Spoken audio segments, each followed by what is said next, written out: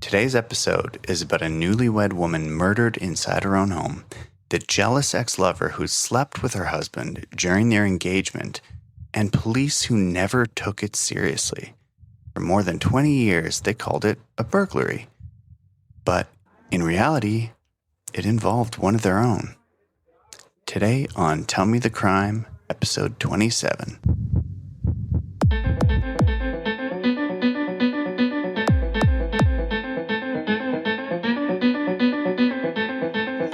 Welcome back to Tell Me the Crime, episode 27. We're doing this is two episodes in one two day. episodes in a row. So yeah, you're welcome. We're back, and I am going to be telling Fabriana the story today. So, what is the title? The title of today's story is "The Detective They Did Not Investigate," the Sherri Rasmussen. The detective case that they did not investigate. So, is it a detective? So I'm not going to give away details yet, but I will I'll tell you what happens. Okay. So it starts pretty straightforward with a home invasion, right? Okay. So just kind of like our last case. Mm-hmm. A 29-year-old woman is found murdered inside of the condo that she shares with her new husband. Now her BMW is gone. Stereo equipment has been pulled out and stacked near the garage. Mm-hmm. There's broken glass. Mm-hmm. So police look at the scene and think, okay, well, this is a clear burglary gone bad, right? Yeah. But her family keeps saying that there's someone else that they need to look at. A woman connected to her husband, someone that Sherri had already had problems with right before she died. And in fact, several times before she died. Now, police don't really build a case around that woman at all. They kind of just ignore it. And they let the murder be unsolved for more than 20 years. Oh, my God. Because they don't look into anyone, because they assume it's just some home invasion gone wrong. And the thing that finally solves it is going to be a piece of evidence that is from DNA collected from saliva on the bite mark from Sherri's arm that was put into evidence in 1986. 1986? 1986. Yeah, okay. It was an old case. But again, this goes unsolved for a long Until time, right? It's like a lot of those cases, where they come back with DNA shows this happened, right? So let's just start with the murder, though. Mm-hmm. This is in California on February 24th, 1986. Now, Sherri at this point is 29 years old. Mm-hmm. She is a registered nurse, and she's already a nursing administrator at Glendale Adventist Medical Center. So she's successful. She's athletic. She's pretty. Yeah. And she has only been married to her husband, John Rutan, for about 3 months at the time. Oh, that's really sad. Really sad. Yeah, exactly. It sounds like she had a lot going for her, which is often the case with these, these victims. Okay, sip of my coffee. I was about to say that. Okay, so that morning, John leaves for work at around 7:20.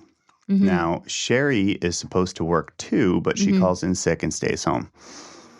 Around 9:45, a neighbor notices the garage door is open and neither car seems to be there.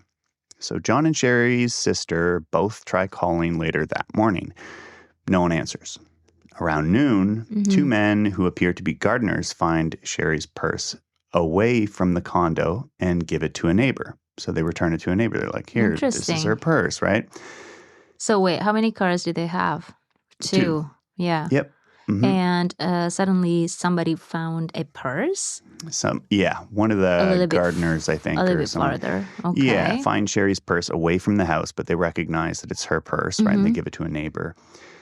Then John gets home around 6. The garage is open. Sherri's BMW is missing.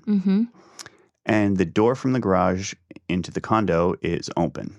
And he goes inside and finds Sherri dead on the living room floor. So before I go into anything, what are you thinking? I mean, this seems like a pretty clear case of Looks like somebody just came to the house burglary, right? Burglary, yeah. Or, And or maybe could it be John or somebody else, right? I have not seen that it's the husband. Right. So up to the details that you just gave us. Right. I haven't given enough, right? So we need to know what actually happened inside the condo and like what ensued. Was there a struggle? Was there a fight? That sort of thing, right? So apparently it was a pretty violent fight that happened with Sherri and whoever else murdered her. She had been shot 3 times in the chest with a .38 caliber gun. At least one shot was fired at contact range, and the evidence suggested that at least one was fired while she was already down against a hard surface. Okay, so she was clearly murdered here, right? She also had injuries to her face, her mouth, her head, her neck, and hands, and some were consistent with being hit with the gun, right? A vase had been broken, and one injury was consistent with being struck by it. So 2 broken fingernails were also recovered near the entrance. Now, there were abrasions around her wrist that were consistent with someone tying up her wrists, right? With something, with like a cord or rope. And there was also a bloodied white cord found near the front door. So clearly someone had tied her up or tried to tie her up. So there's a possibility that whoever attacked her, definitely tried to restrain her at some point. Yeah. Whether, it was they tried to restrain her and she escaped. Yeah, exactly, right? So But then we come back to this bite right on her arm. So on the inside of her left forearm was a bite mark. Now, investigators swabbed it for saliva. And, that now would probably be a little bit better than it was back then, right? Because in 1986, it didn't really mean that much, right? Those things hadn't been developed to the extent that they are today. But years later, after the case had gone cold for quite some time, that comes back. Okay, so there was also a quilt near her body with bullet holes and gunshot residue. So the prosecution later argued that the gun had been wrapped in the quilt to reduce the sound of the shots. So someone was trying to make like a silencer, right? To stop that from being a sound, right? That maybe neighbors would hear or something. So it's not just, so what does that say to you? If you hear that someone used a gun in a way that is kind of like a silencer, like a made silencer, how would that play out for you if I told you this was a burglary gone wrong and the person panicked and shot her? No, it's not. It's not a burglary. Right? Because definitely not. It's something planned already. Exactly, right? So it sounds like it doesn't quite fit that narrative, right? No. How can it be something that is a burglary gone wrong if the person's clearly thinking about this? It's not an in-the-moment reaction. So that kind of like changes, your perception of things. But here, to be fair, like the police thinking it was a burglary, there was a reason for that. It didn't just come out of nowhere. At the time, there were a lot of burglaries in the area. Okay, so it had been something that was happening in that particular area. And there were other little signs that made it look like it was a burglary, right? So stereo equipment had been pulled out and stacked like someone was getting ready to carry it away. Sherri's car was gone. Yeah. There was broken glass and her purse was away from the house, right? Like maybe someone grabbed the purse and was running away and dropped it, right? After they took the money out or something. So, it's understandable why they would jump to that. But the problem, though, is that they focused too much on that, right? So they, as happens a lot in these cases, I think, is that police are, they have a theory in mind, and then you get that confirmation bias. Yeah. They just jump in and say, this is what happened, Yeah. right? And, clearly there's all these burglaries in the area. There's this evidence that it was a burglary. So there you go, case closed, right? Right. So what makes it really odd, though? Like, What makes it odd? Yeah. Yeah. So that's the perception that they believe at that time. And well, there's some things that are, the part that makes it odd. Well, first of all, there's the quilt, right, where it's wrapped and, kind of trying to make a makeshift, silencer, which is a little bit odd. There's other things, though, too. There's no clear forced entry into the condo. Okay. Yep. Very little was actually taken. Like, for example, the stuff that was stacked. Yeah, they did not take them. They stacked it, like, to make it look like it was about to be taken, but they hadn't taken it. Yeah. Right? So it's like, well, okay. And then very little was actually taken. Several valuables were just completely untouched. And then the BMW turned up later, about a couple of miles away with the keys still in it, which is not, suspicious, but that's, I guess, someone, it could be that someone's trying to stage these things to look like that, right? Mm-hmm. So, John, of course, you're looking at the husband first. He was also checked, but his work timeline gave him a really strong alibi. Right. And police did not end up treating him like the killer, unlike in the last case that we talked about, where the husband just jumped. Yeah, like... exactly. They used his alibi against him, which is crazy. But this one, they didn't. He even took like a polygraph, which are notoriously unreliable. But the fact that he was fine. They found it was inconclusive, apparently, the polygraph. But the fact that he was willing to take it, I think, is probably something that gave confidence to the detectives right at the time, being like, well, why would you agree to it if you if you well, didn't? In so many cases, people are quote unquote forced to take the polygraph. Right. I probably did not mention in the previous case, but he, the husband, also did the polygraph, and it was really bad for him. Oh, really?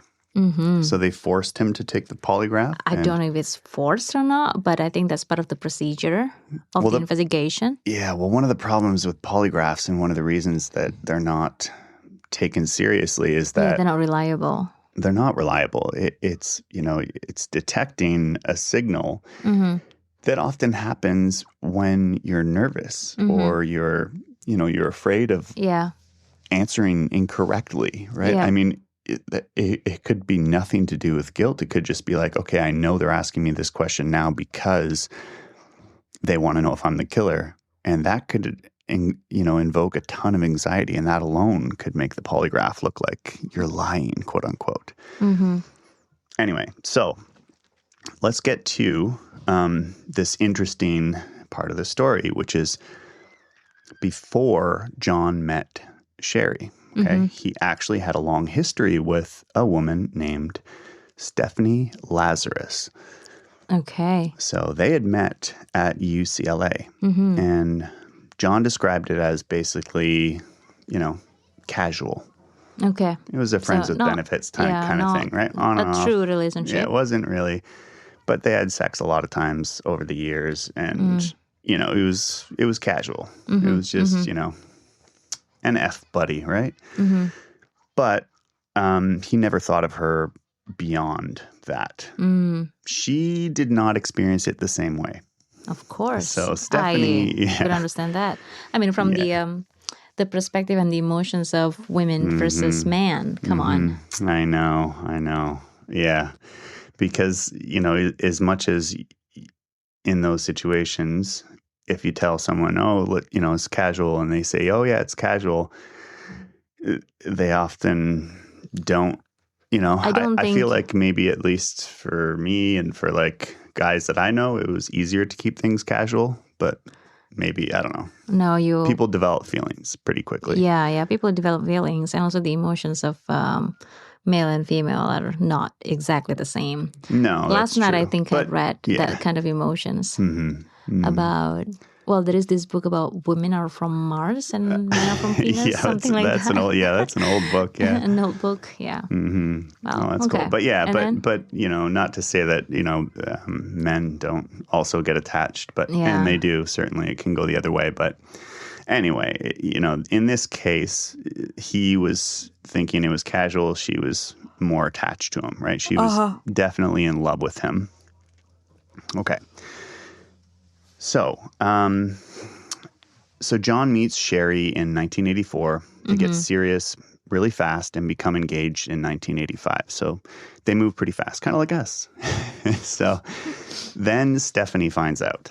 Okay. So she calls John crying and asks him to come over to her condo. It's after their engagement. After the engagement, right?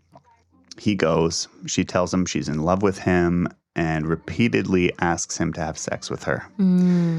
And eventually, John caves and does it. He ends up sleeping with Stephanie. No. Yes. And this is, like I said, this is after he's engaged to Sherri. He later called the decision stupid and described it as trying to calm Stephanie down, which, it's not really a good excuse. Not acceptable. No, it's not acceptable. Whatever explanation, he had for himself, the important thing is that he was engaged to Sherri and he slept with Stephanie anyway, right? So did Sherri find out about that? Yes, she does. How? So, Stephanie does not just sit with it privately, right? Like with, after she slept with him. Okay. Can I guess? Yeah. She was reaching out to Sherri? Oh, yeah. She definitely did. Yeah, of course. Oh, my goodness, of course. Yep. Stephanie at some point shortly after goes to the hospital where Sherri works and confronts her. Yep. So the cleanest trial record says that Stephanie went to the hospital. Sherri came home extremely upset, and John ended up confessing that he had slept with Stephanie after the engagement. And how did she react to John? She was pretty pissed, and apparently John, he begged. He begged Sherri to stay with him and not to end the engagement. And I guess that eventually, that did work because she didn't call off the engagement. So they made amends, right? He basically, probably told her things like, it meant nothing. I was just trying to calm her down and blah, blah, blah. So they didn't break up from that. And how was the relationship after that? Oh, I'm sure it was strained for a bit, right? But he really, begged her not to leave him. So they didn't, right?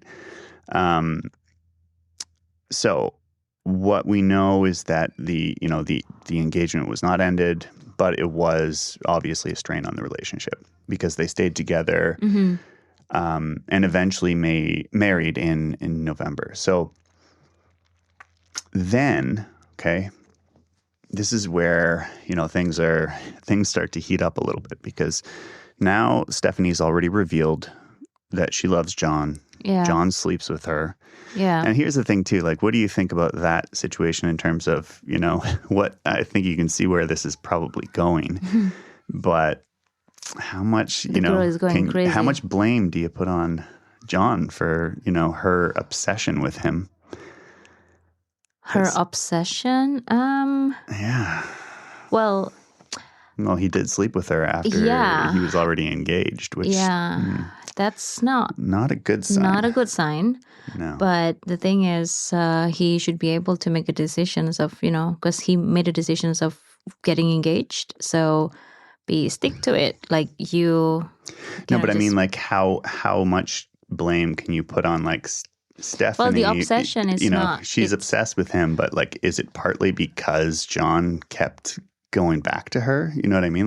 Yeah, that's partly it. He kept the door open. Yeah, right? That's partly it. I'm not going to blame fully, but no, what I want to say not. is he should be able to make a tough decisions on him. If you say something, you get engaged with one person for sure, then you have to commit in that. You cannot entertain the other relationships, although you say that it's nothing. Exactly. Because the other woman will perceive it differently. Exactly. And there are two women over here. And that's my point, right? But so according, though, to Sherri's father, Stephanie did not disappear. She kept showing up around the couple. And one incident involved Stephanie bringing over water skis and asking John to wax them. Now, Sherri thought... Exactly. Well, she's trying It's an excuse to, like, have more contact. An excuse to, like, have more contact. And so, and that's what Sherri thought, too. And, and Sherri told John, like, she didn't want him agreeing to that, but he did anyway. He let her come over and do the skis. He let her again? Mm-hmm. Well... Yep. Okay. Which is like, come on, man. Like, come on. You gotta let this girl go. I would say if he's not ready for that, then don't get married. But like, sorry, like if someone cheats on someone and then that person is still coming over, it's like that's so disrespectful. You should close the door. If that person that was the cheater didn't push the other person away, saying like, "Hey, no, you can't do this. It's disrespectful." He should be able to make like that's create crazy. a boundary. Right, but he didn't. So anyway, so Stephanie, then Stephanie ends up coming back later for the skis, of course, right? And according to some accounts from the family, there was another visit when John had already left for work. And Sherri encountered Stephanie inside the condo. Oh, no. In full LAPD uniform and armed. Oh, my Sherri goodness. repeatedly told her to leave. So it's not exactly a small thing, right? If your fiance or husband's former sexual partner is repeatedly appearing at your home, and one of those times is when he is gone and she's wearing a police uniform and carrying a gun, that's kind of a little bit scary. Well, she is... Like, that's crazy, right? And what do you think about the fact that she's a police officer, too? That's kind of... Is she, though? She is. For real? She is for real an LAPD officer, right? Which is... Yeah. I really will, if I were Sherri... Mm-hmm. I would definitely have a serious conversations with John, right? Yeah. And I'll say, hey, you have to make a decisions. I know that we have probably both of them have invested in the relationship, but as a woman, I want to know that this is serious. That's if understandable. You're not very serious, if he's not exactly, it's time for her to make a decision. Yeah, if he's not willing to cut someone out who has already caused strain in the relationship. He's lucky enough that she gave him a second chance. Yeah. But if he's not even going to cut her out after that, like, come on, man, get your act together. But anyway, so she was a police officer. She was LAPD, and so she had tons of police training. And unusually, she was an unusually strong fighter. And she was an expert level shooter, too. Oh, my God. Okay. Yeah. And here's another little kick, too. She apparently had interests in lock picking. Because remember, I told you that there was no evidence that anyone broke into the home by force, right? But if she's an expert lock picker. Okay. That kind of lines up. That's very suspicious. Yeah. Mm-hmm. She also, here's the other evidence. She also owned a Smith & Wesson Model 49 38 revolver, 38 caliber revolver. So the ammunition that was used in Sherri's murder was the same type of ammunition that LAPD officers were allowed to carry, including Stephanie, who happened to be off duty the day that Sherri was killed. Oh. And then 2 weeks after the murder, and this is maybe one of the biggest parts of the evidence, is that Stephanie reported that her 38 caliber had been stolen from her car in Santa Monica, and the gun was never recovered. So the same weapon that was used to kill her was never recovered. It Wasn't that clear, though? Circumstantially was, just disappeared 2 weeks later. Yeah, wasn't that clear? Because to me, until now, the evidence just lined up, and the case was cold for 20 years? Yeah, exactly. But this is the thing. This is the thing that people got really upset about, is that she's clearly someone that needed to be investigated. Yeah. But she wasn't, because they had such blinders on. Yeah, because she's a police officer. But I think the history was very, very clear. Like, you could tell from the relationship, the jealousy, and suddenly she showed up. And the worst part is that threatened. The worst part is that the family told police officers this too. They said, you need to look into this girl, because she was scaring. The dad said she was scaring his daughter. And, she has motive to do it, and no one looked into her. So, not seriously anyway. They took her losing her weapon as, it's just part of the burglaries that are happening at the time.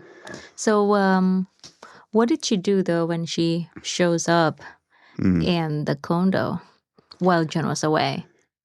Well, Sherri was frightened, very frightened, and repeatedly told her to leave.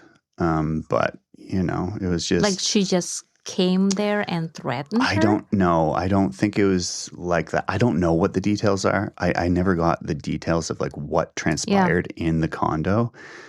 All that reports, confirm is that Sherri encountered Stephanie. And I think that was from a family report, right? So it's not, it's not clear what the exact details are. Yeah. Wow, okay. To me, that's very clear, but maybe I'm wrong. So, yeah, I know. But all the evidence is really pointing to all of this, right? Which is crazy. And, I'm not going to go as far as saying that it was like an LAPD cover-up because, a fellow cop, was being accused. Well, we're not going to look into it. But it does make you wonder. It does make you wonder. But really, to give them credit, I can understand people having that confirmation bias and thinking, okay, well, there are tons of burglaries in the area that are confirmed. Yep. So that's just another one. It looks like that. And, the cop's gun going missing could be a coincidence as well. Although the fact that that did happen I think, should have been enough for them to go, do some more searching. So the case then basically goes cold for several years, right? So no one goes after Stephanie despite the history there. I don't understand that, but I mean, in fairness to, I keep trying to play devil's advocate to try to understand different perspectives. I did say the thing about confirmation bias, but John apparently didn't believe that Stephanie could have killed Sherri. Yeah. And oh my God. Sherri's father did tell investigators about, like, John's former girlfriend, Stephanie, and the fact that she was a police officer. Why, and John? John also did give the name to police, but he didn't initially tell them the full sexual history. Of course, or the fact that he had slept with her after the engagement, right? Course, so, like, he left out details, right, where it's like made himself not look as bad, which probably stopped them from pursuing her as seriously, right? So it's that for years. I don't like this. I know, but it does come together. So like I said, there was a bite mark with saliva, right? That she had.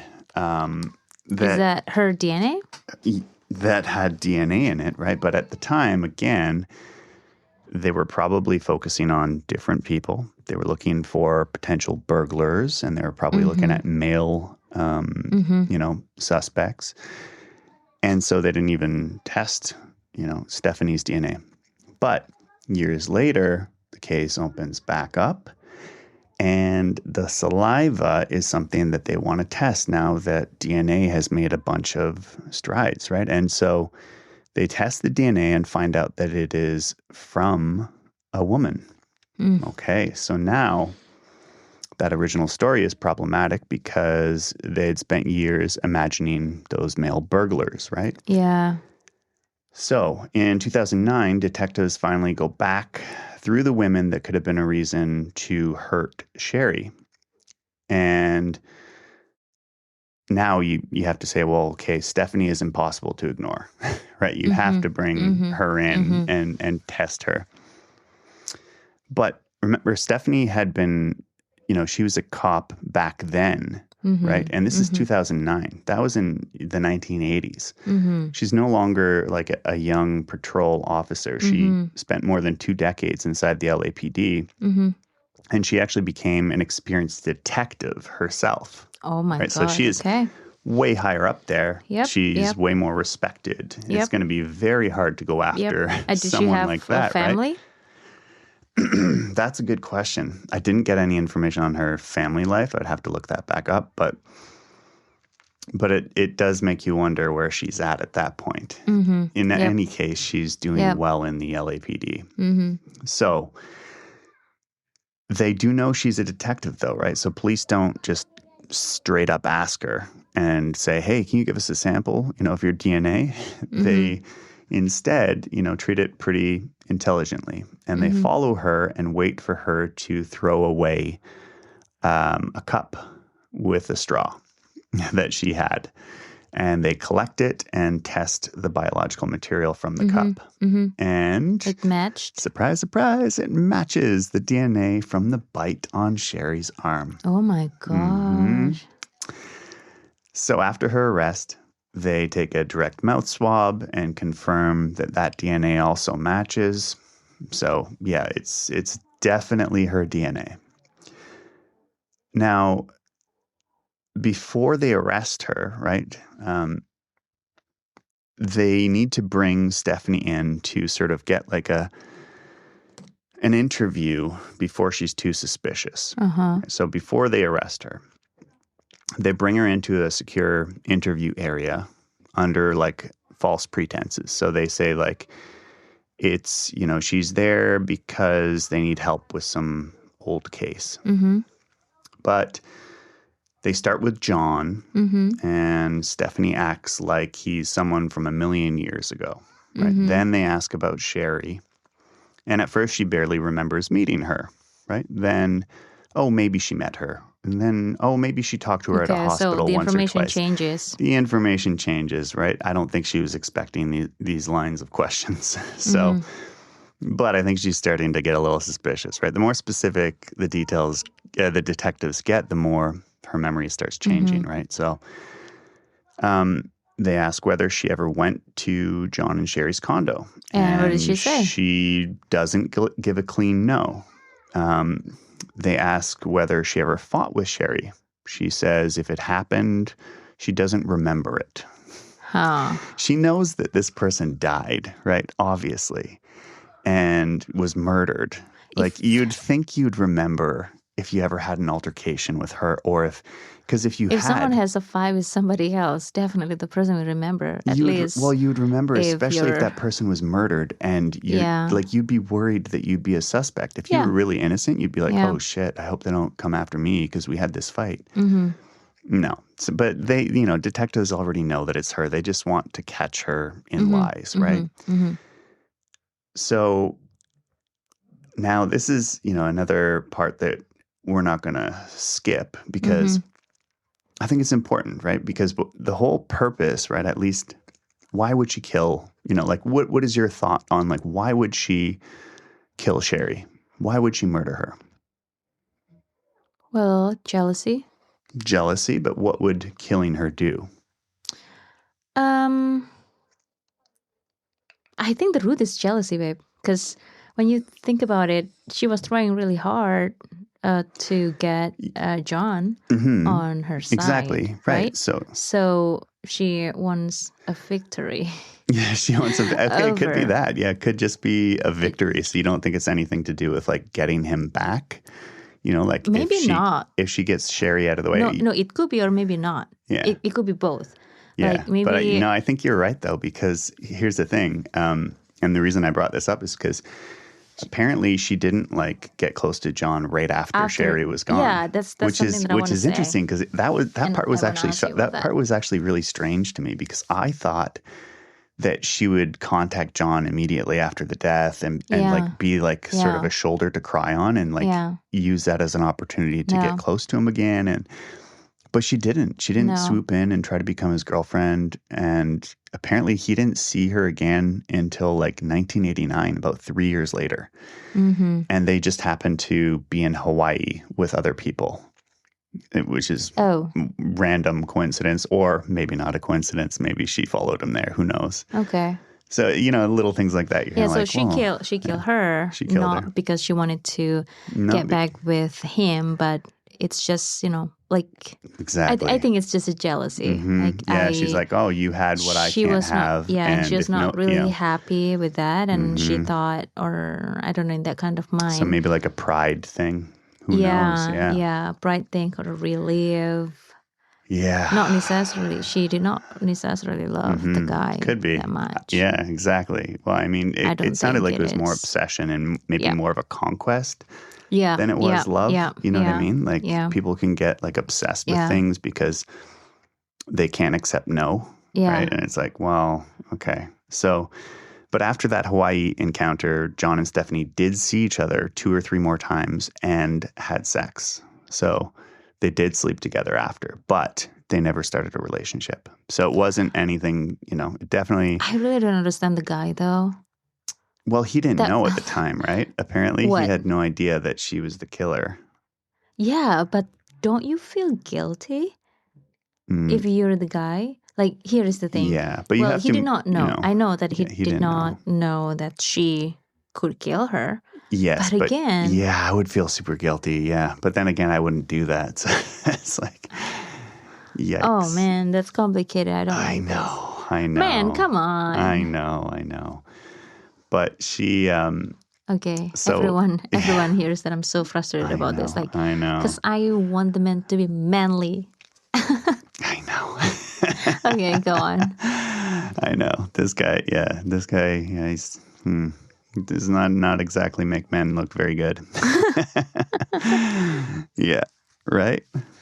Okay. So the trial, okay, this comes to... By the time this goes to trial, it's 2012.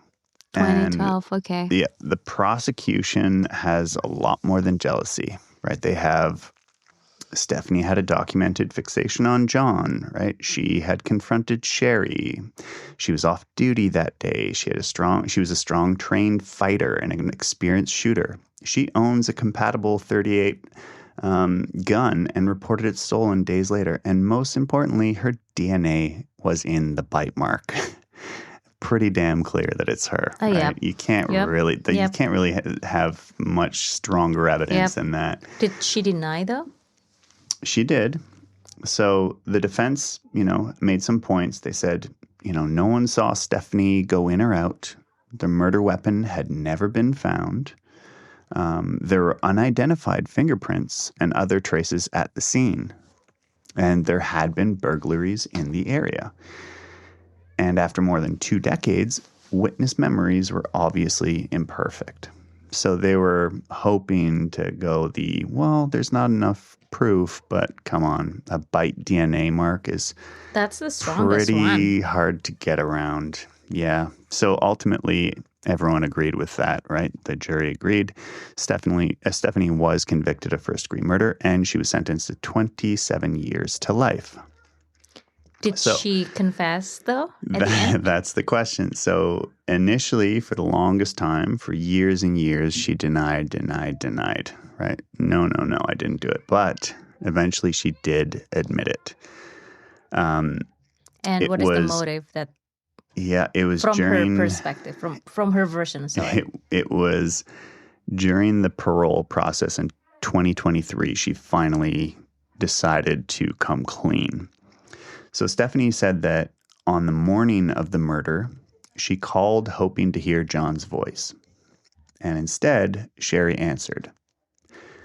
Stephanie said that Sherri made her furious, and she decided to go to the condo because she wanted to see John. Yeah, right. Yeah. She admitted bringing a gun and a cord. She said she was prepared to tie Sherri up if Sherri stopped her from seeing John. Wow, And obsession. And she acknowledged that she was angry enough to think about strangling her if she got in the way. Stephanie described what followed as like a huge physical fight that escalated and ended with her shooting Sherri. She also admitted getting rid of the gun afterward because she thought she would be suspected. So, that's a lot, but it's kind of nice to get some closure sometimes, right? Yeah, I know, but do you see my facial expression now? I know. I see you're disgusted. You're like, oh my God. Like, oh my God. Some people are crazy though. You can't. But now I'm also, I don't know, I'm so disappointed with the husband. I know. So bad. Well, he could have cut things off. He could have stopped that from happening if he had been strict with her. But he didn't. He continued. Yeah. He slept with her after he got engaged, and then he didn't cut her off. He let her come by the house, and he would do favors for her. Come on. You can't do that. Come on. You're just giving her. You're keeping her on a string. You're keeping her as almost a backup or something. Yeah, he indirectly put Sherri in danger at that time. He for did. Most of the time. Oh, absolutely he did. So now I'm questioning, did you really love her? Yeah. Okay, I'm very disappointed anyway. I know. Mm-hmm. Yeah. Yeah, so that's, it's more than, it's more than just jealousy because, John and Stephanie were living kind of two different versions of the same relationship, right? John thought, okay, old friend, casual sex, not my girlfriend, no big deal. Stephanie thought, no way. This is the person I love. And then John gets engaged and she flips, right? And not only that, he ends up sleeping with her. And so maybe that reinforces that, maybe I have a chance, right? Maybe I have a chance. Now, I'm not Men out there, please be very careful. Please be smart. I know. Don't play women's hearts, please. Exactly. So it's. Okay, so I have a question though. How did John react after he knew that Stephanie actually did that? Did he give any statement? Did he regret? That is a good question. This is where you might, have at least a little bit more respect for John because he he does take responsibility. He does feel absolutely disgusted by this whole situation. So, like I said before, he didn't initially believe that Stephanie could be a part of it. And when he was told by detectives, years later after the murder, that they were now seriously looking at Stephanie, he didn't believe them. He was like, oh no. But then when he found out that Stephanie was actually convicted and that she essentially undeniably did it, he was brought to his knees, apparently. So, he said something like, the fact that Sherri's death occurred to me, it occurred because she met and married me, brings me to my knees. So he said he doesn't know how to cope with it. And he wouldn't even refer to her by name anymore. He would refer to her only as the inmate. And he would say things like, she had skillful deception. So he didn't know. And he's disgusted with himself that he's responsible. He's not responsible. It's not his fault that this happened, but he definitely played a part in, he could have prevented it, right? Yeah. And I think but at least he acknowledges that. So, yeah. Sucks. That's horrible. Yeah. Did he get married after that? After Sherri passed away? I am not sure. I have no idea. But either way, I'm sure we'll look it up right after this. But But yeah, Oh so my that's episode 27 of TNDC. Okay, thanks for telling me the Yeah, story. I know and now you're super disturbed, babe. That's never going to happen to us. We got to keep that in mind. Okay, so thank you, everyone. Thank you, everyone. And we'll chat soon. Bye.